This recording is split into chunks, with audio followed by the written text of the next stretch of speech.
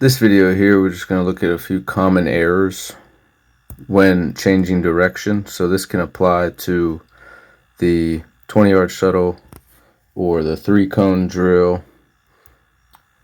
What you'll see here is the athlete comes into the line. If we're looking at top frame, does a good job of getting his lower body, shins pointed the direction that he wants to go, but you'll notice that his upper body is pointed the wrong direction. So he's got force traveling producing in two different areas, and this can come from a couple of reasons. Obviously, there's just a technical component that we want to be able to get these shoulders, instead of being here, maybe here, so they're in the direction that we want to travel. At the same time, core is a factor of it as well. So if as we're looking at it, the right side of his core is a little bit weaker, then it's going to be harder for him to stabilize and get the trunk to be pointed in the direction that he wants it. Letting it play, looking at the next one. So what we saw there was the athlete just hopping into the line. So if we're looking up top, both feet are in the air and he jumps into the line. And then, not to mention, his chest is way down to the ground. We want to see him bend his knees and get his hips a little bit lower. Especially for bigger athletes, I don't coach a jump into the line. The heavier they are, and then you add all the force of them landing a jump, it's very hard to take that same force and apply it in a different direction. Some more elastic, more explosive athletes may feel comfortable hopping into a line such as this, but I recommend, just as we've seen in the other videos, taking that step followed by a quicker step, that penultimate step, although it's commonly referred to as when jumping, the penultimate step, the second to last step. I feel like it's a very similar step when we come in to change direction. But what happens in this clip here, he touches with the wrong hand.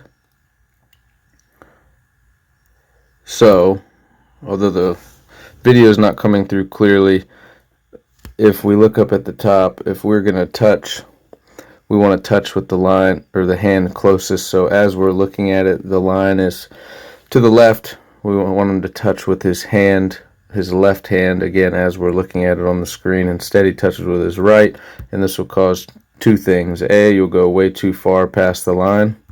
Or B, if his feet were in the proper position, it would cause his shoulders to go too far to the left when we need those shoulders to be leaning right, the direction that he's going to go.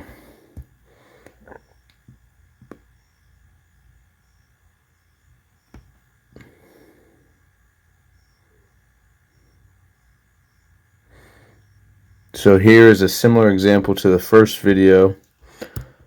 As the athlete comes into the line, you'll see that their foot does not go past the line. Their foot is directly on the line. We addressed this in the other video going over the 20-yard shuttle technique.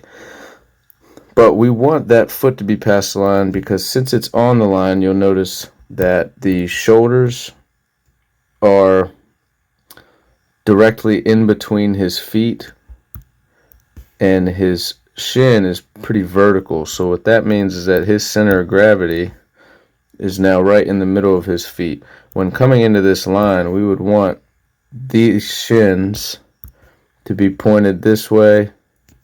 We would want the shoulders to follow that same lean, which would result in the center of gravity being over top of, if not a little bit in front of, that lead foot. But because his foot doesn't go past the line, it causes him to have his center of gravity neutral, which is going to slow us down coming out of this turn.